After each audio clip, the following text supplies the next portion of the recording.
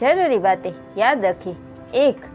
हर बार खामोशी का मतलब अकड़ी नहीं होती, कई बार खामोशी का मतलब सब्र भी होता है। 2.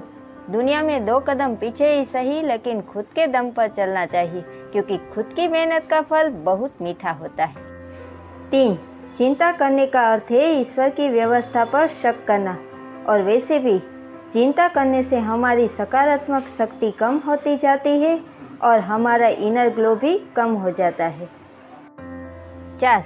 अच्छे कर्म करते रहिए, चाहे लोग तारीफ करें या ना करें, क्योंकि आधी से ज़्यादा दुनिया सोती रहती है लेकिन सूरज फिर भी उगता है। 5. कोई गलती जो बार बार दोहराई जाए अक्सर वो गलती नहीं बल्कि मर्जी होती। 6. अच्छे लोगों में ये खासियत होती है कि वो अपने बुरे वक्त में भी अच्छे ही होते हैं।